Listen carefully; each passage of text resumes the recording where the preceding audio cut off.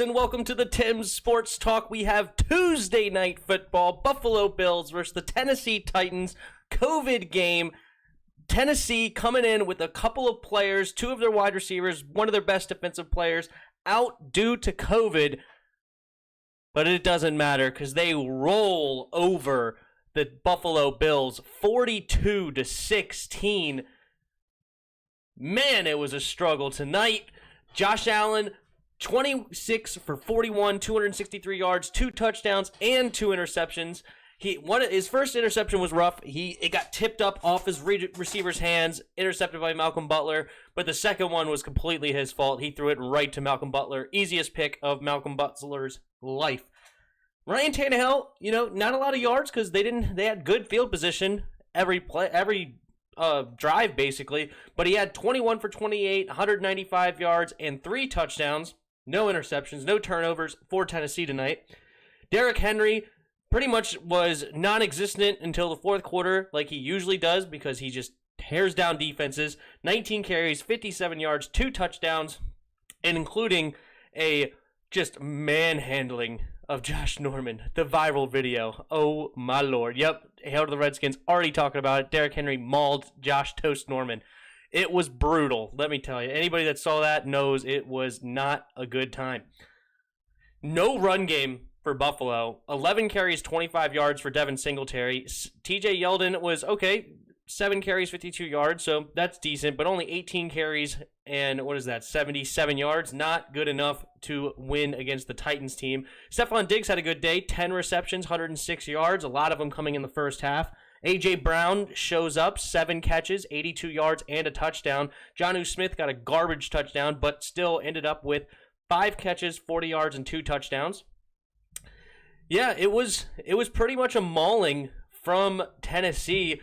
Tennessee got up 28-10 in the third quarter, and Buffalo did try to make a little comeback. They did score a touchdown, but then turnovers and just absolutely demolishing with Derrick Henry. And McNichols had a couple of tough runs to get a couple first downs at the end as well. So spelling Derrick Henry with McNichols. He had 9 carries, 28 yards in the day. Not flashy stats, but at the end of the game, he helped seal it. So that's good for McNichols. Let's go over to some team stats. Man, Buffalo actually destroyed them in the time of possession for most of the game. They had, at one point, 30 minutes to 18 minutes for Tennessee going into the fourth quarter, I believe. And then Tennessee basically had the ball the entire fourth quarter. They got the ball with 10 minutes left, and I think the Bills may have had it for the last minute and a half at the end because they ran the ball down their throats, ended up getting a touchdown. Buffalo then gets the kickoff, fumbles it on the kickoff, and Tennessee gets the ball right back. Doesn't even give Buffalo a glimmer of hope, even though they were already down 34-16 at that point. It really wasn't even a close game going into the fourth quarter. But Bills, man, 13 for 17 on third down. Good time of possession. Unfortunately, turnovers, man. You drive it down the field, that's all fine and good. But if you don't get it in the end zone because you're throwing it away or fumbling it, does it really matter that you did all those good things? Meanwhile, Tennessee was also fantastic on third down. 60% on third down, 6 for 10. Really good stuff. And they were 1 for 1 on fourth down. So offenses came to play, but Tennessee just got more turnovers. Penalties were killing Buffalo. Not a lot of yards on penalties, 56 yards, but they had 10 penalties. A lot of false starts, a lot of offsides in that fourth quarter really helped seal the deal coming down the end. So, very tough. Only 1 sack on the day for either team, 10 yards against Josh Allen. But, yeah, it was all Tennessee today. So, just in, Le'Veon Bell got released according to Mitchell Wassman. Yes, I saw that, and I hope he goes to the Rams. That is my pick for Le'Veon Bell, but we shall see because now that he was cut, he can be signed at a veteran minimum. Hopefully nobody signs him off waivers. I hope we don't sign him off waivers because we don't need that mess, but I think that he could do really well in a Rams uniform. The running backs are kind of sketchy over there, so it's not really anything spectacular, so I like him in a Rams uniform. That happened an hour ago. That's not breaking. Yeah, not in today's world. Bell will go to the Cardinals, he thinks. I don't think so. I think they have 2 good running backs in Drake and Edmonds. So I don't see why they would go after Le'Veon Bell. I don't think they need that. Mitchell Wassmus, Tennessee D-line was terrifying. Yeah, Tennessee, as I said, no run game for Tennessee. And for most of the day, Buffalo held Derrick Henry in check and the Buffalo run game. So it really was, it was really a lot of passing by Josh Allen, but they kept getting turnovers to not get it into the actual end zone. So tough day for Buffalo. And yeah, it's just really unfortunate because it should have been a better game than this. 42-16, both teams were undefeated, and the first interception was right off the defender's hands, popped right up. Malcolm Butler was like, "Oh, okay, sweet," and that's how you start the game. Basically, it was early in the first quarter, and that puts you in a hole. So very, very tough. Hail to the Redskins has question marks. I don't know what that is, but you're back to Hail to the Redskins. No. You were used to be sports fan all day. Now you're Hail to the Redskins. That's right. Mitchell Wassmus, I agree. Thank you. Is that really Matt Barkley? He is still in the league? Holy crap. Oh, he's only 30 years old? Good grief. I thought he was drafted back in like 2005 or something. I didn't realize he was that young. But yeah, he is the backup to Josh Allen apparently. Yeah, once they went down 42-16, they didn't even ship Josh Allen back onto the field. They were like, screw it. Stephon Diggs, you sit. Screw it. Matt Barkley, go out there. Josh Allen, you sit as well. Yeah, just a little fantasy update. Dude. I'm in 4 leagues. In 2 leagues, I scored the second most points in the league. In both those leagues, I played the guy that scored the most. Come on, man. Jeez Louise, that's my luck. Literally, one of my team's name is most points last place because 2 years ago in that league, I scored the most points in the league, and I finished in dead last because every single week in and week out, I would score like the second or third most points, and I would play the team that scored the most points, or the second most points or something. Like the guy that was right ahead of me, he scored more points than me. And a couple of my players did give it a shot. I had Stephon Diggs, but I was down by 34 because Emmanuel Sanders decided to get 27 points last night. Thanks, Emmanuel Sanders. But I also benched Jonnu Smith for some stupid reason because I forgot to put him back in after the COVID situation. So I left Schultz in, and then Schultz only got 1.6. Meanwhile, Jonnu Smith's got like 20 points because he had 2 touchdowns. So that hurt big time. But that only one I lost by 10. And then the other league, I had A.J. Brown and Jonnu Smith, and they tried to scream back and win this game for me. But that last touchdown for Derrick Henry iced it, and I lost by 4. So tough days for me in fantasy, or tough week, I should say. But back to the Bills, dude. Tennessee is a legit team right now. It sucks that they had COVID, and they may have lost to Pittsburgh. They actually got lucky with COVID. They should have been forced to forfeit with all of their violations. I think it's kind of crazy that they got 2 full weeks off to get healthy, even a couple extra days to plan, get ready for the next game, and then you just throw them in, and then they end up destroying the Bills that have been playing week in and week out that have no COVID situations. So either they should just play with the guys that don't have COVID. You test, and if you don't have COVID, then you can play. If you have COVID, then you go home. That, or if you have a COVID outbreak, I don't know, 3 or 4 more players, maybe 5, who knows what you want to say, you forfeit the game. You're out. But why switch up Pittsburgh's schedule just so that you can get that situation? I don't know. It seems really silly to me. But that's just my opinion, man. Let's see what they have here. I'm just curious about their who the Titans played. So they played Denver when they were at full strength and beat them 16-14 on Monday night. Jacksonville, they won 33-30. Minnesota, they won 31-30. And now Buffalo, they won 42-16. Some tight games, and then they had a blowout in week 5, I should say. And now they have Houston, that's 1-4 next week, and Pittsburgh, who is, I believe, 5-0 at this point. No, 4-0 because they skipped the week. So, couple of interesting games. Man, Tennessee's schedule, they do have the Ravens. That's going to be tough. Pittsburgh's going to be tough, and Green Bay's going to be tough.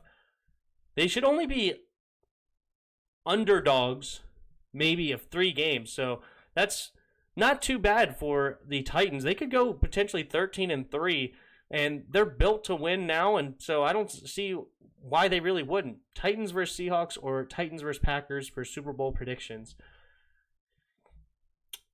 My Super Bowl predictions, still, I think Kansas City will find a way back in. Their defense is pretty solid, and they also have the great Pat Mahomes and Andy Reid. So I think they'll find a way to answer to get back in. And then I like the Seahawks. Yeah, you said Titans versus Seahawks. I do like the Seahawks to potentially get into the Super Bowl. Russell Wilson's playing like a madman. He has the weapons this year. Chris Carson's still a really good running back. And their defense is well coached and usually pretty darn good anyway. They haven't been the best this year, but they still have a really good offense to compete with anybody, and I think they're well coached enough to potentially win in the playoffs. So I think my early Super Bowl prediction is the Chiefs versus the Seahawks, and I think that would be a fun game to watch, an exciting game, and I would root for that. Packers are just not. I like Aaron Rodgers. Maybe if they have a healthy Devontae Adams, I don't know. They're a team that they struggle in the playoffs. I feel like they're just not built to win. And maybe if they would have added another piece or two on the defense, or maybe even, I don't like a receiver, but they went quarterback first round, running back second round, and arguably their 2 best players are quarterback and running back. So you're not really helping yourself win there.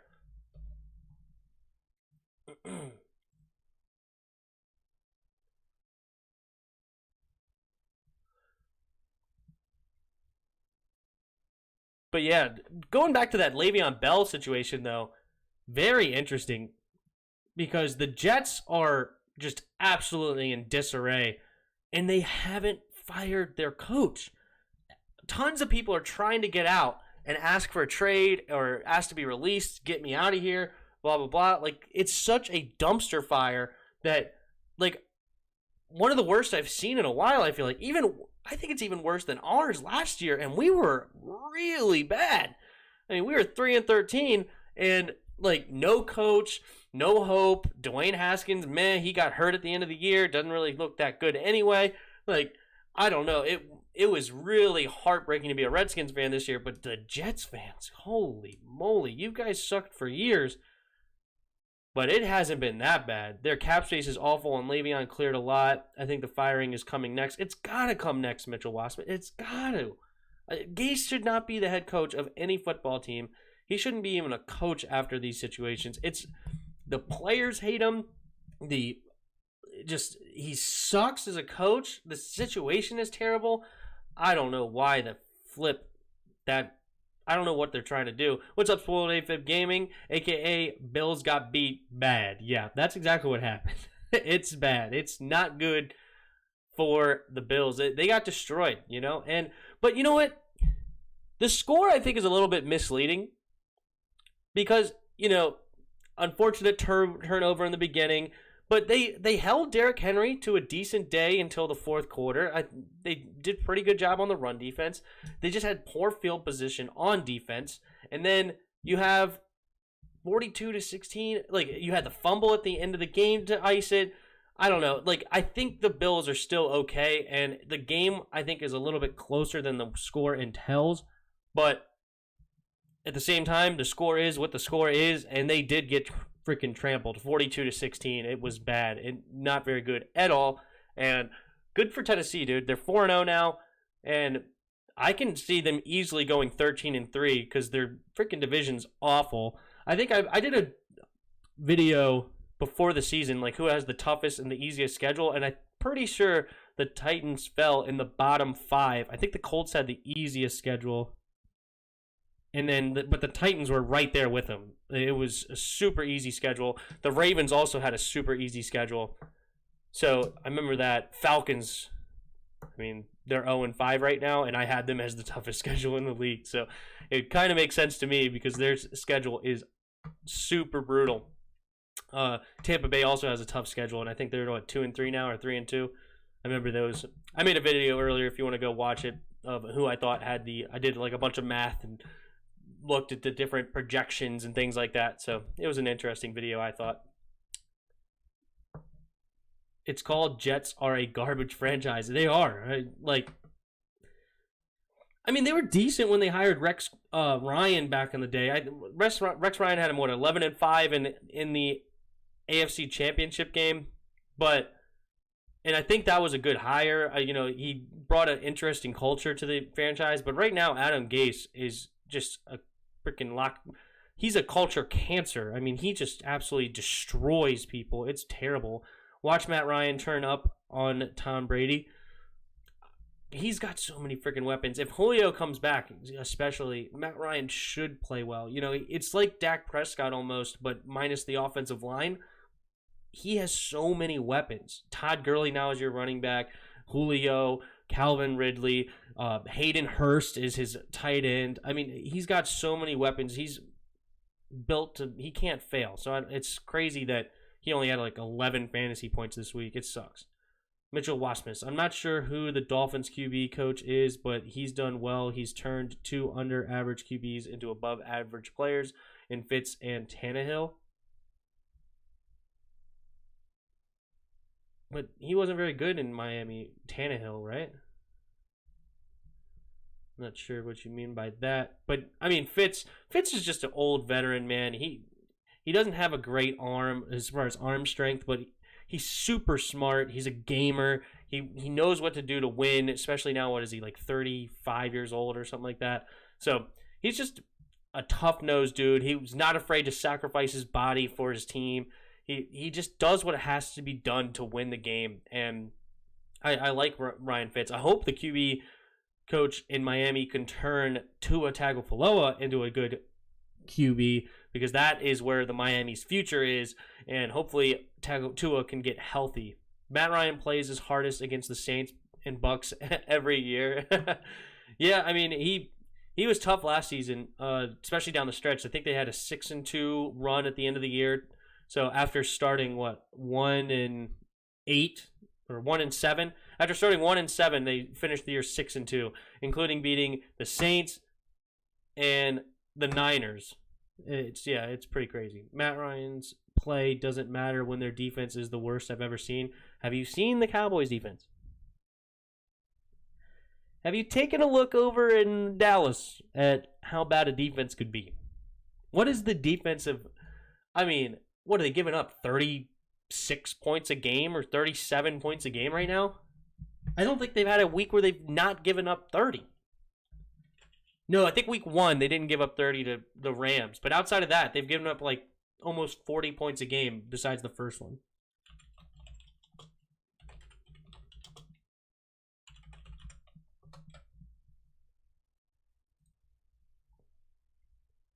Yeah, they gave up 20. Let's do some math. They gave up 20, 40, 38, 49, and 34 in 5 games. 36.2 points per game. That's got to be some sort of record. If we can't put up 30 on the Cowboys, I'll take it regardless of their low play.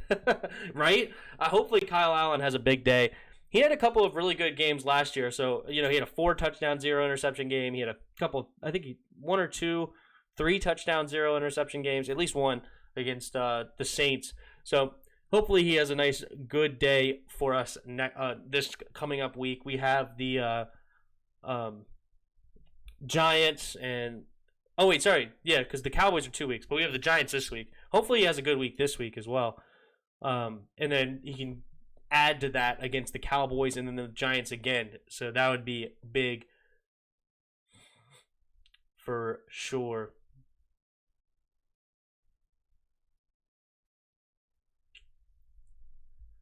Yeah, today's going to be kind of a short stream. I got to get up early, and I got a couple other things I got to do before I go to bed. So... This game, I probably ended around 10:30, so we got a few more minutes if you guys want to comment anything else. But what do the Bills have in their upcoming schedule? The Bills have tough one to lose today because now they have the Chiefs next week. They come back against the lowly Jets, so that's nice. Then you have the Patriots. That's going to be tough. Then the Seahawks, the Cardinals. So they have a little bit of a tough stretch here. They have the Chargers, the Niners, Pittsburgh, Denver, New England, and then Miami to end the year. Buffalo is going to have a tough sledding. Luckily for them, San Francisco is pretty beat up, but Cardinals aren't a bad team. Seahawks are great. Patriots are really good. They have to play those guys twice. Chargers are no slouch right now. Justin Herbert's playing really well. And their defense isn't terrible, even though they've been giving up some points, unfortunately. Pittsburgh's awesome. Denver is a problem, though. Not a problem, I'm sorry. Is easier because, I should say they have problems because of the injuries to their team. Maybe they'll get healthier by week 15. Who knows? But that should be a win for them. And then Miami to finish the year. They only beat Miami 31-28, and so that's going to be tough. They're going to struggle to win 10 games, in my opinion. You know, if they beat the Patriots twice, I can see that they can easily get 10 games, but I think that's a tall order to ask for Buffalo to beat the Patriots twice. Because even though the Patriots are, you know, without Tom Brady or whatever, Cam Newton's really good, and they're obviously the most well-coached team in the league. So we'll see where Buffalo goes. And yeah, Tennessee has a super easy schedule, so I could see them easily going 13-3. At worst, 12-4, in my opinion. I think that they're going to have a really great year to finish out, and you know they might be fighting for the first round bye or something crazy like that. Especially if they can upset the Ravens, and if they can upset they have to play the Chiefs, right? Tennessee has the Chiefs, I'm pretty sure.